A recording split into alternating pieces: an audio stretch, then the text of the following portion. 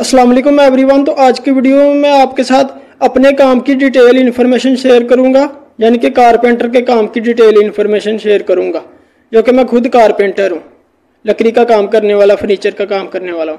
तो सबसे पहले बात कर लें कि कारपेंटर जो है, जैसे हम अपनी कंट्री में पाकिस्तान इंडिया में कहते हैं तरखान, लवार या फिर लकड़ी का काम करने वाला या फिर फर्नीचर, ये सारे एग्जाम है यानी इसके नाम है। तो इंग्लिश में ऐसे इसे कहते हैं कारपेंटर और अरबी में कहते हैं नज्जार।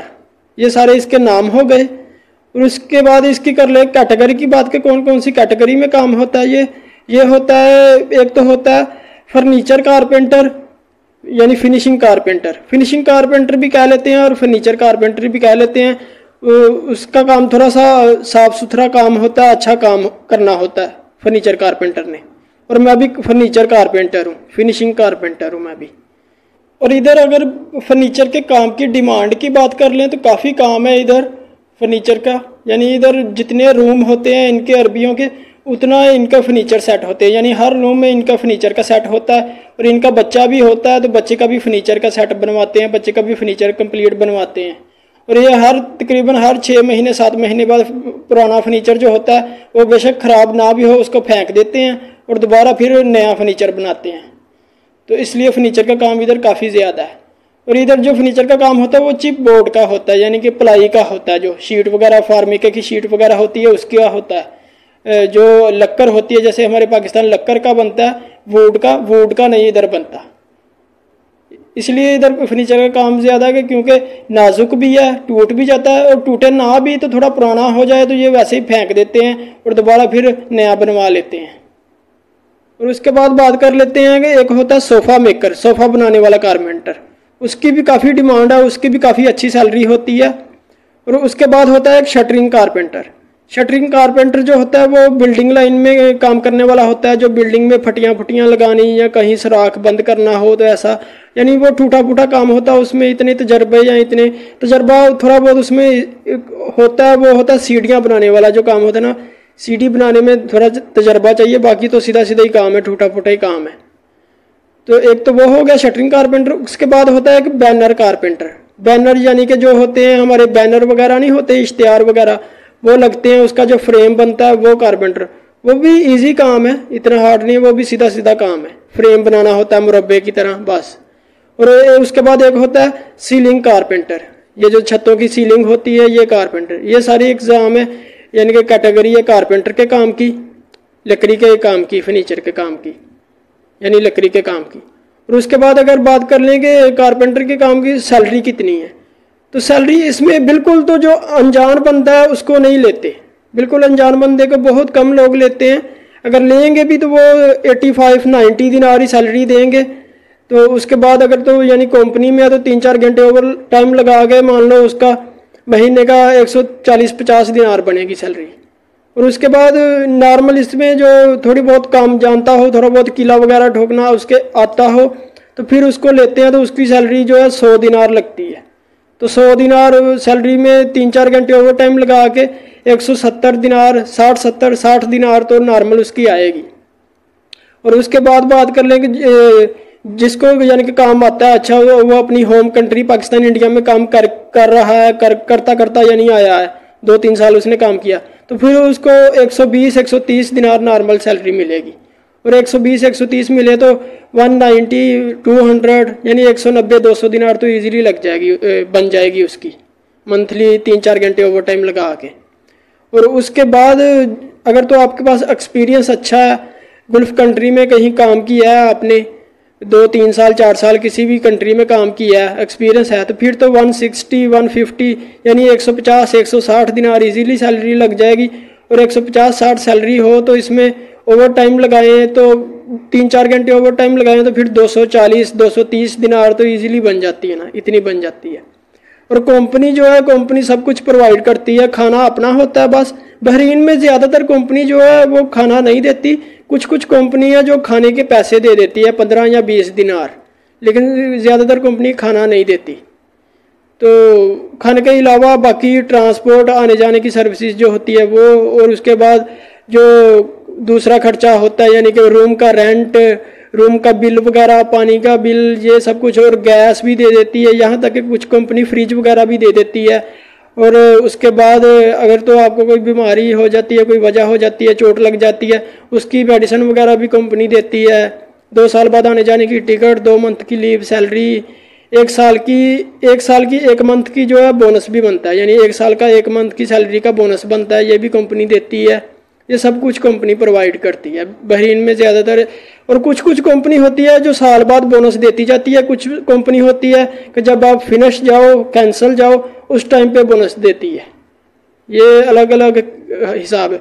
लेकिन कुछ कुछ इसमें ऐसी कंपनी भी है जो साल बाद 1 मंथ की सैलरी और 1 मंथ की 1 साइड की टिकट देती है। कुछ कंपनी ऐसी भी है इसमें, लेकिन ज़्यादातर कंपनी 2 साल बाद ही 2 मंथ की सैलरी और दोनों तरफ की टिकट देती है। ज़्यादातर ये शेड्यूल है।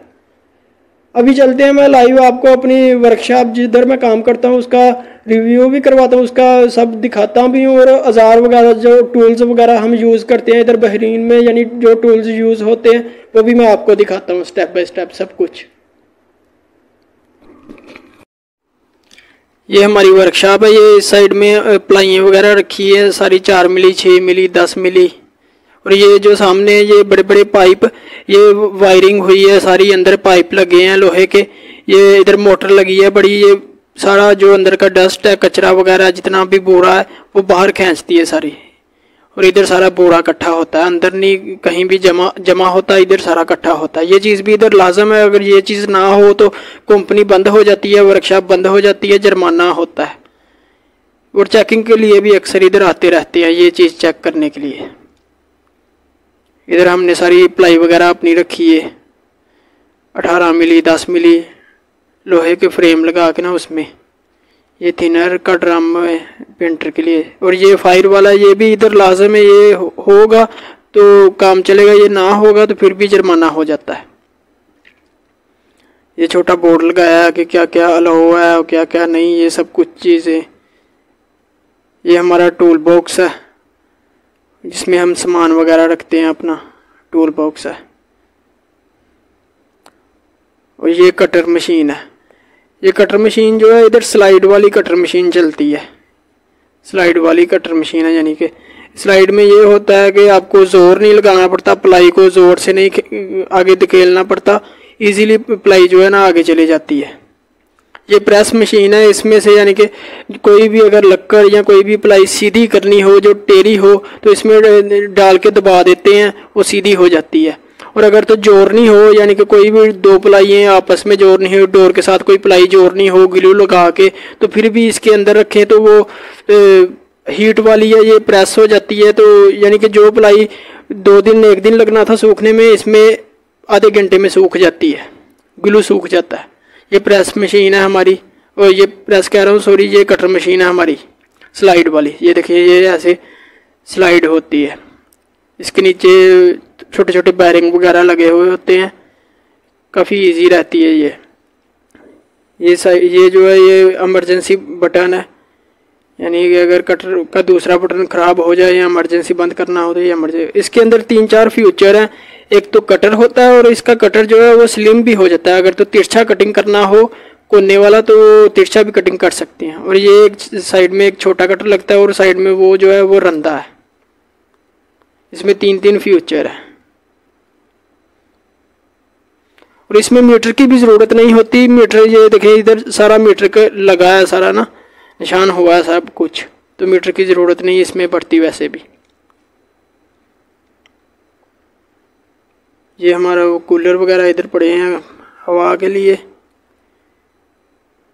इसमें कोई नट वगैरह अगर खोलना हो तो इसमें अंदर डाल के तो नट खोल लेते हैं इजीली, अगर कोई नट ना खुलता हो तो। ये रंधा मशीन है हमारा, रंधा मशीन है, जिधर रंधा वगैरह लगाना हो, वुड को लकड़ को अगर सीधा करना हो तो ये रंधा वो है। ये एक छोटा कटर है हमारा, ये वुड काटने के लिए है, वुड कटिंग करने के लिए छोटा कटर है, कोई मुरब्बा वगैरह कटिंग करने के लिए।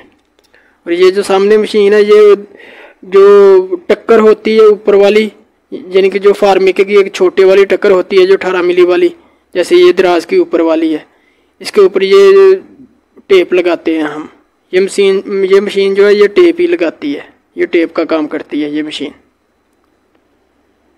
जो हीट वाली है इसके अंदर ग्लू डालते हैं और ये टेप डालते हैं रूल, और ये टेप लगा देती है। ये मशीन का यही काम है।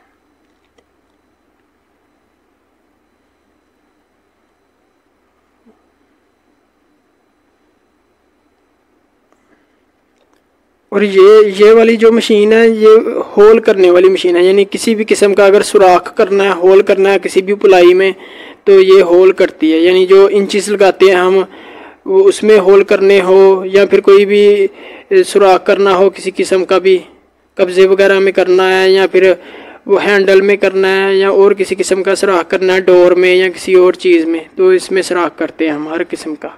ये वायरिंग हुई है सारी, वो जो पाइप मैं आपको बता रहा था ना बूढ़ा खींचने वाले, ये सारी वो वायरिंग हुई है, इससे बूढ़ा बाहर जाता है सारा।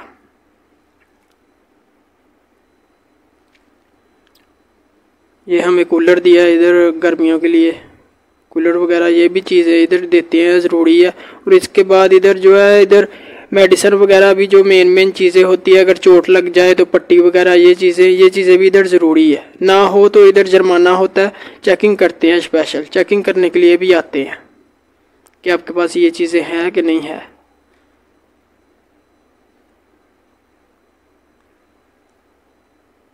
ये मैं आपको थोड़ा दूर से दिखा दूँ सब कुछ। ये सारी मशीनें हमारे पास बाकी तो सारी मशीनें हैं, लेकिन एक मशीन नहीं है जो दूसरी एक मशीन होती है ना, वो डिज़ाइन बनाने वाली, डिज़ाइन वगैरह बनाती है, ज़्यादा कटिंग वो मशीन नहीं है बस हमारे पास, बाकी तो सारी मशीनें हैं। तो अगर कोई डिज़ाइन वाला काम आ जाए तो फिर वो हम बाहर से करवाते हैं। ज़्यादातर हम वो काम पकड़ते ही नहीं है, करते ही नहीं है, लेकिन आ जाए तो फिर वो हम बाहर से करते हैं। और इधर जो डस्ट फ़ैन भी लगे हुए हैं, कचरा जो है छोटे छोटे फ़ैन वो देखे सामने लगे हैं, यानी कि कचरा बाहर को फेंकने के लिए या अंदर की हवस जो है वो ख़त्म करने के लिए, ये भी चीज़ें इधर ज़रूरी होती है। ये और भी मैं आपको जो है टूल्स वगैरह जो हमारे इधर इस्तेमाल होते हैं वो भी दिखाता हूँ। और इधर जो है ज़्यादातर यही मशीनें चलती हैं, ये वाली मशीनें ही चलती हैं, स्लाइड वाली। नॉर्मल जो वो हमारे पाकिस्तानी इंडियन होंगे जो दूसरी मशीनें चलाते हैं, लेकिन ज़्यादातर यही चलती हैं। ये प्रेस मशीन जो है इसमें हमने वुड अभी दबा के रखी है, 1-2 दिन दबा के रखेंगे तो वो फिर सीधी हो जाती है। अगर हमने कोई प्लाई कोई चीज़ जोड़नी है आपस में, तो उसको भी ऐसे इसके अंदर रखेंगे, प्रेस करेंगे तो वो आधे घंटे में प्रेस हो जाती है। जिसको मान लो 2 दिन लगने दे ग्लू सूखने में, वो आधे घंटे में सूख जाएगा। हमारी वर्कशॉप वैसे इतनी बड़ी नहीं है, नॉर्मल ही है, और इतना ज़्यादा काम भी नहीं हमारा होता। हमारी कंपनी जो क्योंकि ज़्यादा बिल्डिंग लाइन का काम है, ये भी काम है और दूसरा बिल्डिंग लाइन का भी काफ़ी काम है हमारी कंपनी का। और भी ये नीचे वाला फ़ैन हमें दिया है, अगर बाहर कहीं साइड में काम करने जाते हैं तो ये फ़ैन भी लेके जाते हैं।